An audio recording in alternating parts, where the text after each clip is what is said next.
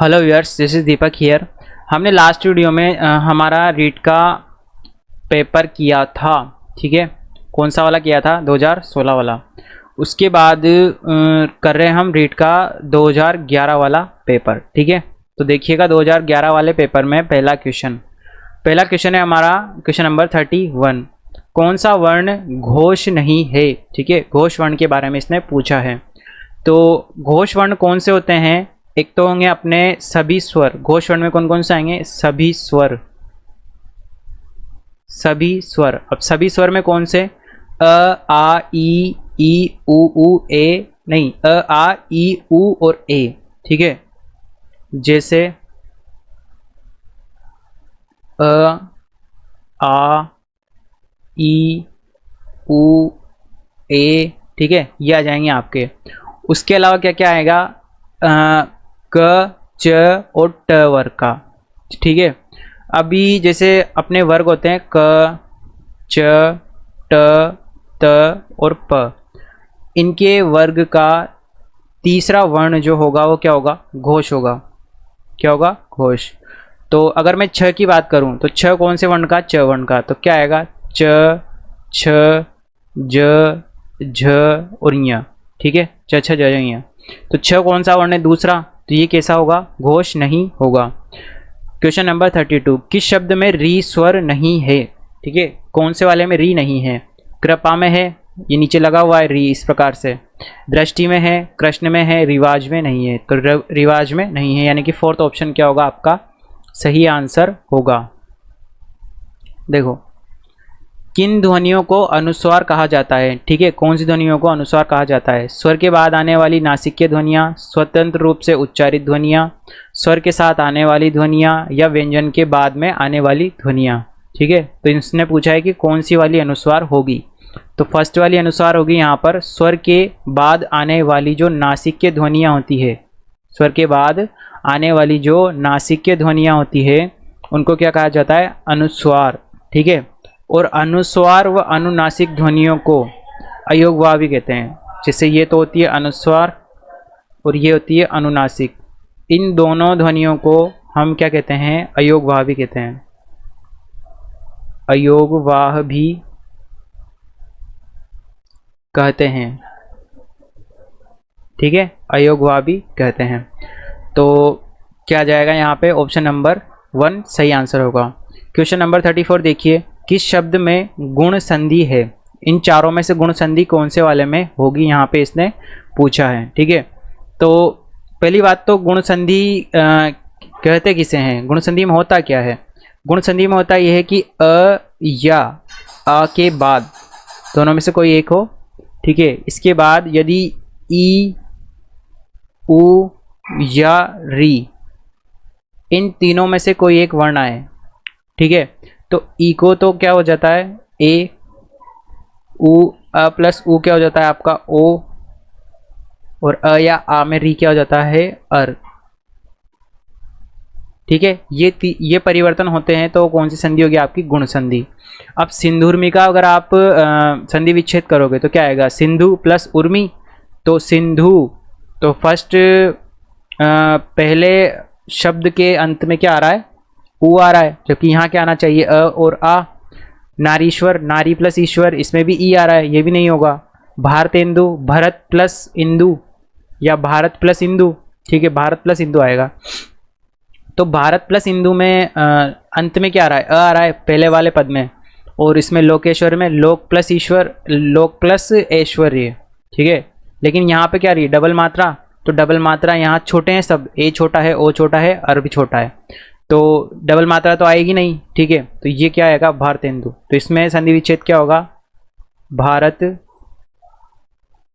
Plus Indu. तो अ त का क्या आ जाएगा? अ, और इधर से क्या आएगा? ई। तो अ प्लस ई क्या हो जाएगा? ए। तो ये हो जाएगा आपका भार तेंदु, ठीक है। तो कौन सा ऑप्शन सही होगा? सेकंड वाला सही होगा। Question number 35। वृक्ष छाया का सही संधि विच्छेद होगा? वृक्ष छाया का, वृक्ष प्लस छाया, वृक्ष प्लस छाया, वृक्षज प्लस छाया, या वृक्ष प्लस छाया। तो इसका सही आंसर क्या होगा आपका? सही आंसर होगा फोर्थ वाला, वृक्ष प्लस छाया, वृक्ष छाया। ठीक है, उसके बाद देखिए क्वेश्चन नंबर 36। क्वेश्चन नंबर 36 में क्या आ जाएगा, श्रमश्रु, आधा श म और श्रु, शमश्रु। ठीक है, शमश्रु शब्द का तद्भव रूप क्या होगा, ये इसने यहाँ पे पूछा है। ठीक है, तो श्रमश्रु किसका तत्सम रूप है, मूच शब्द का। ठीक है, मूच शब्द का क्या है आपका तत्सम रूप है, तो श्रमश्रु तो क्या हो गया आपका तत्सम, और मूच क्या हो जाएगा आपका तद्भव।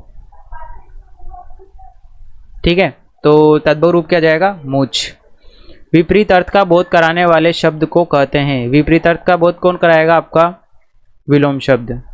पर्यायवाची समानार्थक एकार्थक आप जानते हो सब। ठीक है, 38 में देखो, वर्ण शब्द का अर्थ नहीं होता है, रंग होता है, जाति होता है, अक्षर होता है, आकाश नहीं होता। कौन सा शब्द कमल का पर्यायवाची नहीं है, कमल का पर्यायवाची कौन सा नहीं है, जलज है, अंबुज है, पंकज है, मनसिज नहीं है। ठीक है, तो सही कौन सा होगा, मनसिज।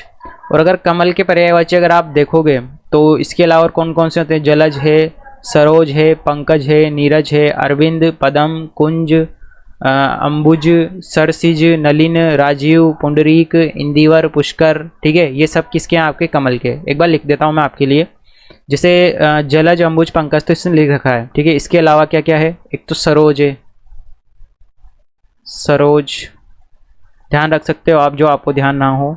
ठीक है, एक है नीरज, पंकज, नीरज, जलज, सरोज तो आप सबने पढ़ा होगा। इसके अलावा पदम, फिर है कुंज, इसके बाद है अंबुज, अंबुज तो दे दिया इसने, है ना। सरसिज, नलिन, सरसिज, नलिन, उसके बाद है राजीव, उसके बाद है पुंडरीक, पुंडरीक, उसके बाद है इंदिवर, और उसके बाद है पुष्कर। ये सभी आपके किसके हैं, कमल के पर्यायवाची शब्द हैं, जिसको आप ध्यान में रख सकते हो।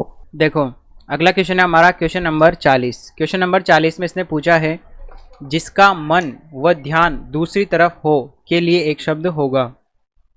40वां, जिसका मन व ध्यान दूसरी तरफ हो के लिए क्या होगा, एक शब्द क्या होगा, ये पूछा है इसने। तो मनन, बेध्यान, मनवा, अन्य मनस्क, तो यहाँ कौन सा होगा सही, अन्य मनस्क। 41 में आ जाओ, अभिधा शब्द शक्ति में वाच्यार्थ प्रकट होता है, लक्ष्यार्थ प्रकट होता है, व्यंग्यार्थ प्रकट होता है, विचित्र अर्थ प्रकट होता है। तो अभिधा शब्द शक्ति में क्या होगा, आपके वाच्यार्थ प्रकट होगा। ठीक है, तो कौन सा ऑप्शन सही हो जाएगा आपका, फर्स्ट ऑप्शन सही होगा, वाच्यार्थ प्रकट होता है। क्वेश्चन नंबर 42 में आ जाओ। क्वेश्चन नंबर 42 में भाववाचक संज्ञा के अंतर्गत आते हैं। भाववाचक संज्ञा में कौन से आएंगे, पक्षु, पक्षी, गुणदोष, दिशाएं, आभूषण। सबको बताया तो आपको कि क्या आएंगे, गुणदोष। ठीक है, इसके अलावा आगे चलते हैं। अब देखो नेक्स्ट है हमारा क्वेश्चन नंबर 43। क्वेश्चन नंबर 43 में देखिए, मदन काली पतलून पहनकर खेलने आया में विशेषण क्या होगा। ठीक है, तो मदन ने क्या पहनी है, पतलून, और पतलून कैसे कलर की है, काली, तो विशेषण क्या हो जाएगा, काली। ठीक है, तो 43 में सही आंसर कौन सा होगा, पहला। वहाँ मोहन के कोई नहीं था वाक्य में रिक्त स्थान पर प्रयुक्त होगा। ठीक है, वहाँ मोहन के अलावा, तो सही ऑप्शन क्या होगा, अलावा।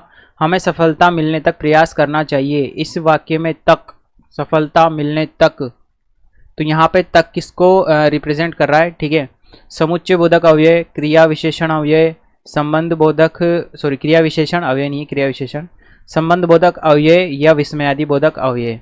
ठीक है, तो सफलता मिलने तक प्रयास करना है। ठीक है, तो सफलता मिलने तक का मतलब है कि यहाँ ये किसको रिप्रेजेंट कर रहा है, आपका संबंध को। ये तक क्या कर रहा है, सफलता मिलने तक प्रयास करना चाहिए। ठीक है, तो दो वाक्यों को क्या कर रहा है, जोड़ रहा है, संबंध बता रहा है, तो तीसरा ऑप्शन सही होगा। 46 देखो, को और के लिए किस कारक के चिन्ह हैं, को और के लिए किस कारक के चिन्ह होंगे, तो ये होगा आपके संप्रदान कारक। ये तो आपको सबको पता होगा, ठीक है। तो सही ऑप्शन क्या जाएगा, संप्रदान कारक। इसके बाद देखो प्रश्न नंबर 47, उद्देश्य और विधेय किसके अंग होते हैं, वाक्य के, ठीक है। तेंदुलकर ने 1 ओवर में 5 छक्के लगाए, इस वाक्य में उद्देश्य क्या होगा, ठीक है। तो ये उद्देश्य और विधेय वाला क्वेश्चन आपके पूछ रहा है वो बार बार। तो यहाँ पे तेंदुलकर क्या हो जाएगा, आपका उद्देश्य हो जाएगा। ये इस प्रकार का विराम चिन्ह देके पूछा है इसने, इस विराम चिन्ह का नाम क्या होगा, ठीक है। अर्धविराम, विराम, अल्प विराम या हंस पद। तो इसमें कौन सा ऑप्शन सही होगा, ये है क्या आपका अर्धविराम है, ठीक है, जो कि मुख्यतः ठहराव, विश्राम या रुकने के लिए प्रयोग किया जाता है अपने वाक्य में, है ना। और इसी के अलावा विराम चिन्ह और कौन कौन से होते हैं आपके, जैसे कोमा होता है, ठीक है। इनके इसके अलावा एक ये कोमा होता है, और क्या होता है, इस प्रकार का भी होता है डबल बिंदी, उसके अलावा खड़ी पाई होती है, क्वेश्चन मार्क होता है ना। और ये इस प्रकार का डैश, ये विवरण चिन्ह होता है, ठीक है। तो ये सब क्या कहलाते हैं, आपके अल्प विराम कहलाते हैं, ठीक है। फिर इसके बाद आ जाओ आप क्वेश्चन नंबर 50 पे। तो क्वेश्चन नंबर 50 में पूछा है कि किसी कठिन शब्द को स्पष्ट करने के लिए किस विराम चिन्ह का प्रयोग किया जाता है, ठीक है। तो कठिन शब्द को स्पष्ट करने के लिए क्या किस चिन्ह का उपयोग करेंगे, कोष्टक, ठीक है, कोष्टक के चिन्ह का उपयोग करेंगे। कोष्टक का चिन्ह कैसा होगा आपका, इस प्रकार से, ठीक है। तो जैसे कोई वाक्य लिखा अपन ने, उस वाक्य में कोई शब्द ऐसा है जो कठिन है, ठीक है, तो उसको अपन कोष्टक के अंदर उसका सरल अर्थ भी लिख देते हैं, तो ये आ जाएगा। 51 में देखो, अवसर का लाभ उठाना के लिए उपयुक्त शब्द है, बहती गंगा में हाथ धोना, आकाश पाताल एक करना, फुलाना समाना, अंगारों पर पैर रखना। ऐसा नहीं होता कि कभी मान लो किसी की कुटाई हो रही है सड़क पे किसी चीज़ के लिए, जैसे कोई चोर हो गया, कोई एक्सीडेंट हो गया, तो लोग डांट रहे उसको किसी को, तो अपन भी वहाँ पे बहती गंगा में हाथ धो लेते कभी कभी, ठीक है, होती की इच्छा तो सबकी होती है। तो क्या हो जाएगा, अवसर का लाभ उठाना, ठीक है। जैसे अभी आपके रीट का वैकेंसी है, 2nd ग्रेड का है, 1st ग्रेड का है, तो ये अभी आपका अवसर है जॉब के लिए, तो आप बहती गंगा में हाथ धोना चाहते हो, तो इसीलिए आप तैयारी कर रहे हो, तो ये क्या हो जाएगा, बहती गंगा में हाथ धोना। 52 में क्या जाएगा, बाधा डालना मुहावरे का अर्थ क्या होगा। तो बाधा डालना मुहावरे का अर्थ होता है समस्या उत्पन्न करना अथवा रुकावट पैदा करना अथवा रोड़ा अटकाना, ठीक है। तो क्या जाएगा, रोड़ा अटकाना। अपना हाथ जगन्नाथ का अर्थ होगा मनमानी करना, अपना हाथ पूजनीय होता है, अपने हाथ से काम करना ही उपयुक्त होता है, अपने हाथ से दान करना। तो इसमें कौन सा शब्द सही होगा, आत्मनिर्भर होना, ठीक है, अपने हाथ से काम करना ही क्या होता है, उपयुक्त होता है। इसके बाद आ जाओ, मैं तुम सबको खूब समझता हूँ, ठीक है, तुम सब एक जैसे हो के लिए उपयुक्त है, यानी कि इसके लिए, इस वाक्यांश के लिए कौन सा मुहावरा या जो है आप बोल सकते हो कि तुम सब एक जैसे हो। इसके लिए क्या उपयुक्त होगा, एक ही थाली के चट्टे बट्टे, यानी कि तुम सब क्या हो, एक जैसे हो।